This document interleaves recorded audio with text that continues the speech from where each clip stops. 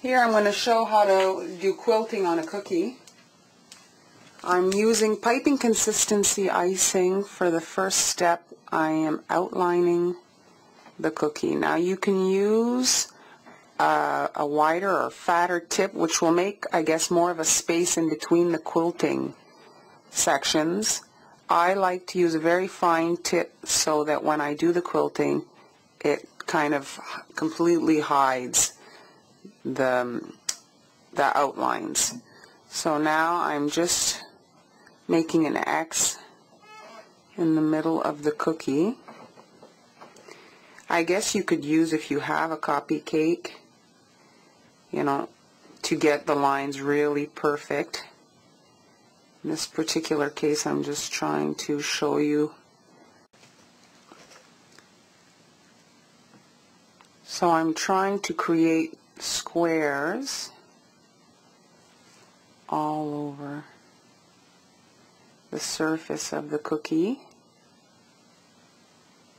And there we go.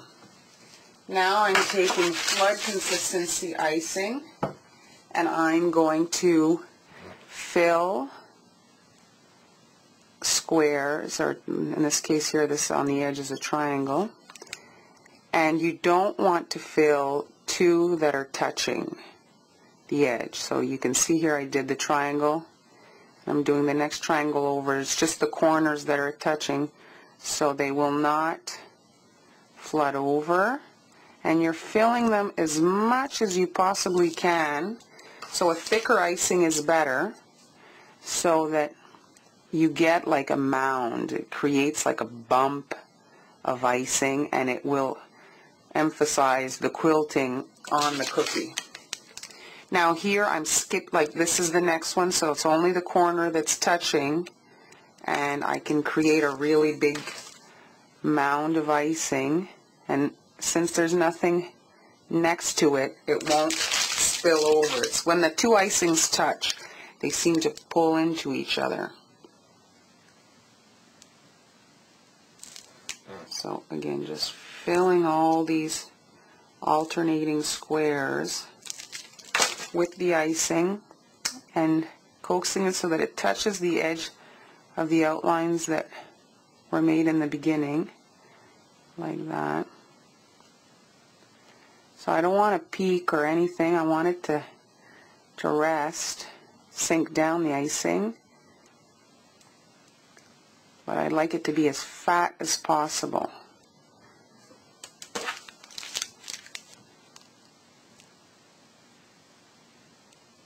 I guess if you did a really fat outline in one color, and then when you came to fill, you would have like a little bit of that color peeking through.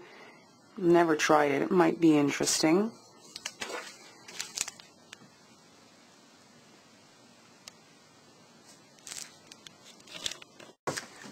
Once all the squares that are not touching are filled, you can move through your batch, and then like so that it crusts and it get a dry layer on top, and then you can move on to the next step. It doesn't have to be a checkerboard. Here is I've changed the squares and rotated it, and it creates a different pattern, and it's still a quilting effect. Now I can come in and now fill in this little triangle.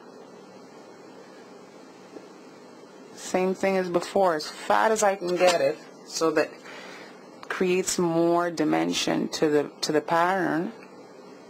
And there we go.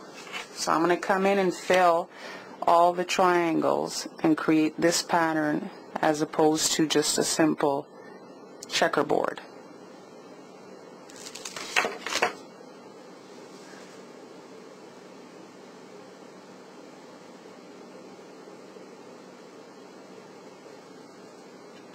To do the quilting is here I flooded a cookie and I did the outline. Now I'm working it in all the same color, and what I'm going to do here is I'm going to, like the first step of filling in, I'm going to fill in the alternating squares and do the same thing, get them as fat as I can, but I will not be filling this square.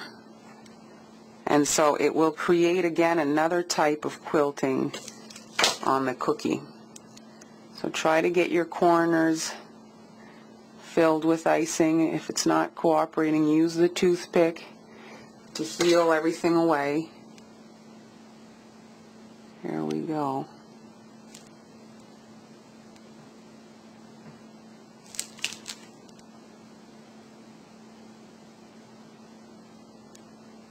And you can see it's different. It's a little bit, I would say, less work time-wise, as you're only filling in half the squares. Try not to get too much of a thick layer of icing when you do your first fill, so that you don't have 2 inches of icing on the cookie. You just need a small base coat so that the color's there, and then these mounds will give the cookie more than enough icing on it for taste. So here again, I'm getting a little point, but just come with my toothpick. Make sure it touches all the corners.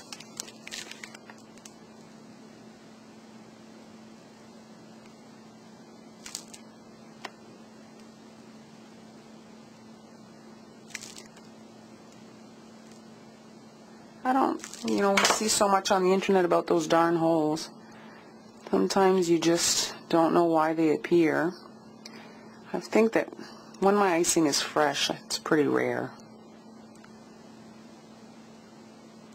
And now, there we go.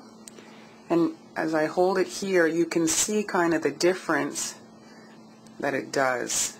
This one is interesting. It's really your personal preference as to which one works for you. Here I think would be interesting too if it was 2 colors.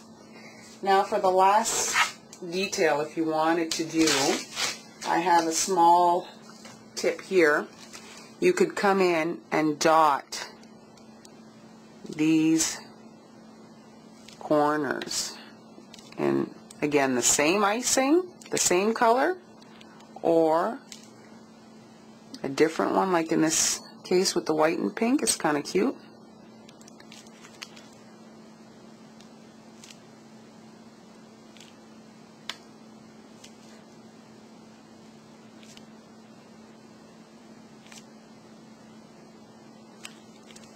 You could wait till the cookie dries and dip the dots in sanding sugar. You could make the alternating squares in sanding sugar if you let the first step dry. There's just so many ways to go with this pattern. Quilting is so popular on cakes. This is a good way to tie the whole order together, tie it together.